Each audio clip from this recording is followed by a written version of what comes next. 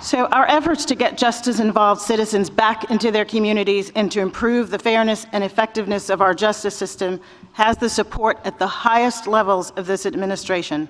The President himself is driving a national effort to reform our criminal justice system so that it lives up to our highest ideals and principles.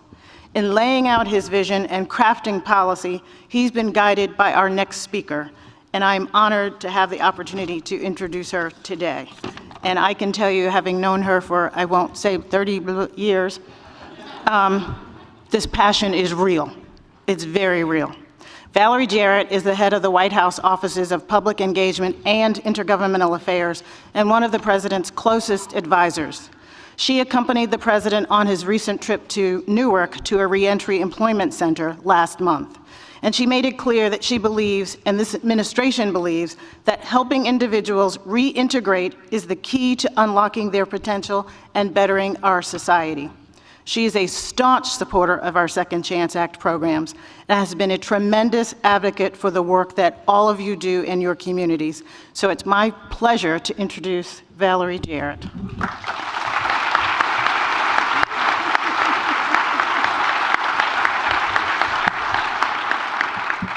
Well, good morning. What a wonderful way to start the morning with all of you.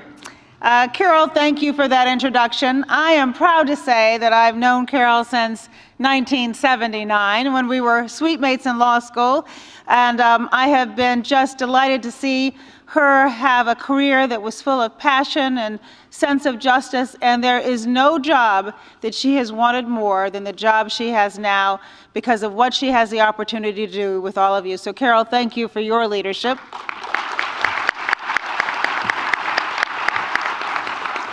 To our Attorney General Loretta Lynch, thank you for your eloquent remarks. You not only have hit the ground running since your confirmation, but you have already made a substantial impact to put the J back in our nation's justice system. Thank you for the critical role that you play. To the CSJ Justice Center Board Chair Mike Lawler and Director Michael Thompson, thank you for your leadership. Without you, we would not all be here today, and for that we are grateful, and for what you do each and every day, we are grateful. So recognition to the leadership of the board as well, please. And of course, thanks to all of you. Thank you for the work you do ensuring that those who have been incarcerated have the training and assistance they need to put their lives back on a better track. Since President Obama took office nearly 7 years ago, he has been committed to the belief that in America, anyone who is prepared to work hard and play by the rules deserves the opportunity to reach his or her full potential. And one place where we know opportunity is limited, unjustly limited, especially to communities of color and the poor, is our broken criminal justice system. Our country has 5% of the world population, yet 25% of those who are incarcerated, and we spend $80 billion a year on mass incarceration. Even in Washington, $80 billion is a lot of money. Our current path is unsustainable, so it's time to revisit our policies at every level of the federal, state, and local government, in the private sector, and in our society as well.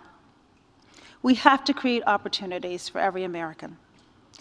In July, the President gave a speech at the NAACP and convention about his ongoing commitment to reform our criminal justice system. He laid out 3 critical areas where we need to concentrate our reform: the community, the courtroom, and the cell block. The community, because too often the roots of crime and patterns of incarceration are planted in our uninvested schools and our neighborhoods where jobs and opportunities simply do not exist. In the courtroom, because too often we are putting behind bars with sentences that do not fit the crimes too many of our Americans, from young people who, let's face it, do stupid stuff, to those who are prosecuted as adults when they are really children, to nonviolent drug offenders who are locked up with overly harsh mandatory sentences. Then the cell block.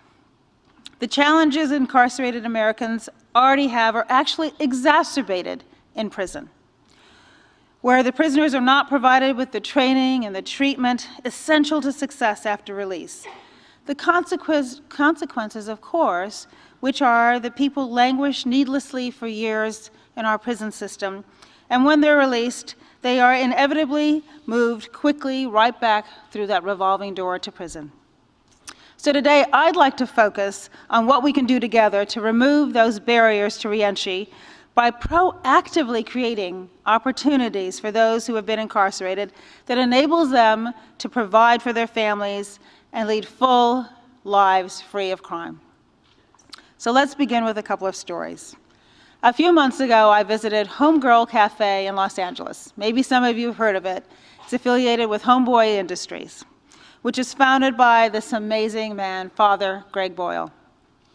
Homegirl is dedicated to improving the lives of women who have been incarcerated by giving them job training, counseling, and education in a supportive and compassionate environment. Father Boyle recognizes, as all of you do, our responsibility to give people a second chance at success once they have paid their debt to society. I met that day 11 courageous women who shared with me their stories. And I'd like to share with you the story of one woman who gave me permission to tell her story, but not her name, so I'm going to call her Anne. Anne was born into a situation where the odds were stacked against her, where the generations of cycles of poverty and incarceration overwhelmed not just her entire family, but the entire community in which she lived. When Anne was young, her mother committed a crime and was incarcerated and lost custody of Anne. Anne was placed in foster care. In foster care, she was repeatedly sexually abused by those who were given charge to take care of her. Because of the trauma, she ran away and dropped out of school and began a cycle of a life of drugs. She associated with gangs who provided her with protection, she said to me, and treated her like the family she had never had. Before reaching adulthood, she'd had a couple children, and then, of course, which will be no surprise to you, she was arrested and sentenced to prison. In prison, she lost custody of her children. She admitted to me after her release from prison that she sometimes slipped back to a life of drugs to help dull the pain from losing custody of her children. She simply can't believe that she repeated the cycle of her mother. And it's a daily struggle filled with pain and anguish. But today she's at Homeboy Cafe, baking away, and she's trying so hard to put her life back on that right track. As Karol mentioned, earlier this fall, I also traveled with President Obama to Newark, where we visited a halfway house and met with a group of formerly incarcerated folks who were also working to break that cycle of recidivism and lead strong, good lives. There, the President announced an executive action banning the box for federal employment, as Attorney General Lynch mentioned. And he urged Congress and local governments across our country to work with the private sector and do the same. For without a job, how can anyone thrive? During our visit, we met Juan Rosario, another man I'll never forget. Juan's 37. He was arrested the first time when he was only 17. And he recently served more than a decade in prison for drug distribution. When he was released from prison, he had only the clothes on his back and a bus ticket back to his old neighborhood that was no longer home. He slept on a friend's couch and he worked part-time in a fast food restaurant. He didn't even know how to use the internet to search for a better job, or let alone have the skills necessary to qualify for one. But as the President said that day, something happened inside of Juan. He joined the Justice Department's program called Renew. And all of the professionals there worked together with him, and they became a team. From a judge who presided over the program, to the U.S. attorney, to his probation officer, they filled in the enormous gaps that would have prevented him from a successful reentry.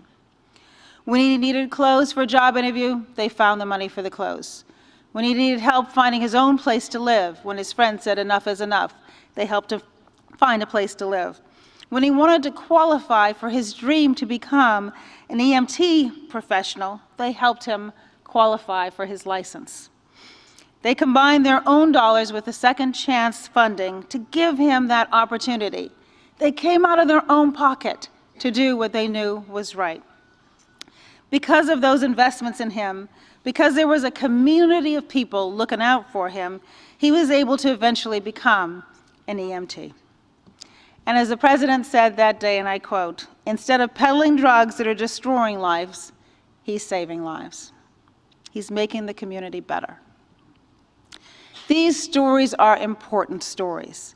Anne, Daquan, and so many other Americans have earned a second chance and are prepared to work hard. And due to the heroism of those of you in this room, they have that chance to be successful.